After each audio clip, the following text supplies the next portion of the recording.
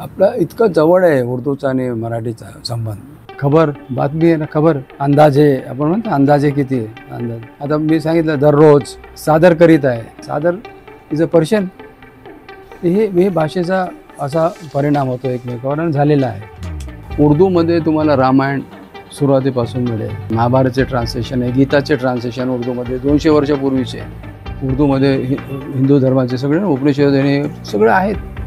आता मी मराठी बोलतो, आता माझा काय धर्म बिघडला का काय झालं त्याच्यात काय भाषा आहे माझी, बोलतो मी लिहितो. भाषेमध्ये धर्माचा काही संबंध येत नाही, काहीच नाही. भाषा हे केवळ संवादाचं साधन नसून ती एक संस्कृती आहे. भारतात उगम पावलेली आणि भारतीय राज्यघटनेमधील 8व्या परिशिष्टातील 22 भाषांपैकी एक असलेली उर्दू सध्या चर्चेत आहे. उर्दू हा धर्म नाही तर गंगा जमुना तहजीबचं उत्तम उदाहरण आहे असं सर्वोच्च न्यायालयानं नुकत्याच दिलेल्या एका निकालात म्हटलंय. उर्दूचा उगम आणि तिचा मराठीवरील प्रभाव जाणून घेण्यासाठी आम्ही साहित्य अकादमी पुरस्कारप्राप्त असलम मिर्झा यांना भेटलो. उर्दू शब्द नव्हता सुरुवातीला. त्याने ते हिंदी, त्या भाषेला सुरुवातीला हिंदी सांगितलं. नंतर काही लोकांनी सांगितलं हिंदवी, कोणी सांगितलं नाही हिंदुस्तानी, ठीक आहे ना, असे शब्द दिले. नंतर त्याला रेख्ता असा शब्द दिला. अलाउद्दीन खिलजी आला होता 1294.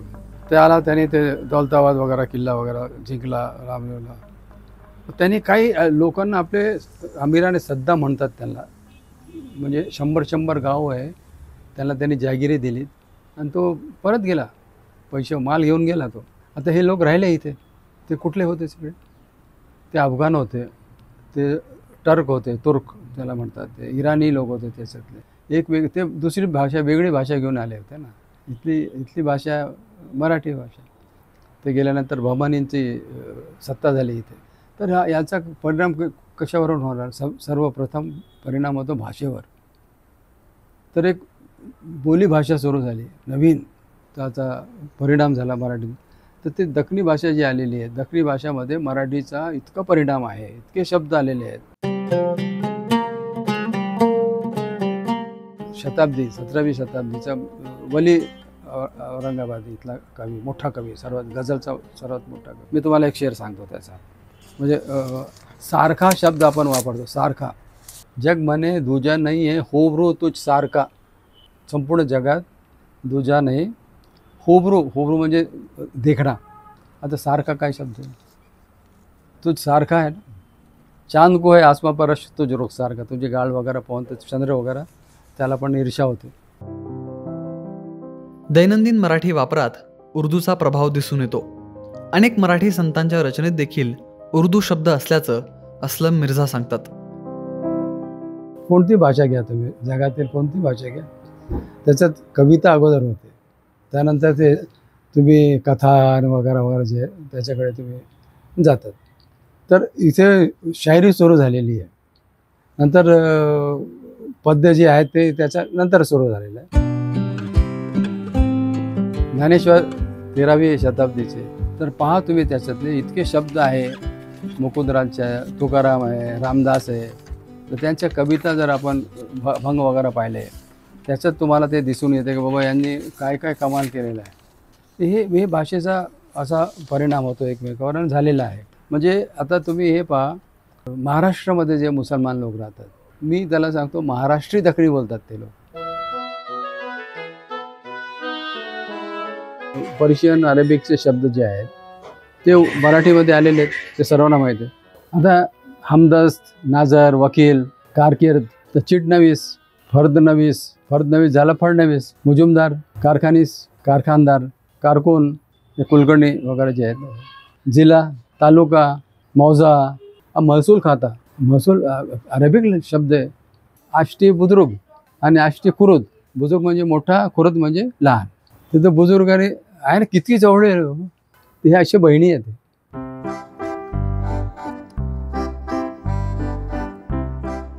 सर्वात जास्त उर्दू शाळा महाराष्ट्रामध्ये आहे, सर्वात जास्त. परंतु आता उर्दूला इतका वाव नाही आहे कुठे, म्हणजे नोकऱ्यामध्ये. म्हणजे दुसरे जे भाषिक असतात आमचे त्यांना उर्दू शिकायची आहे. गझलसाठी, शायरीसाठी उर्दू शिकायची.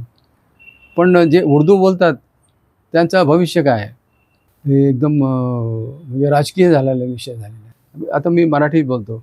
आता माझा काय धर्म बिघडला का काय झालं? त्याच्यात काही भाषा आहे माझी. मी बोलतो, मी लिहितो.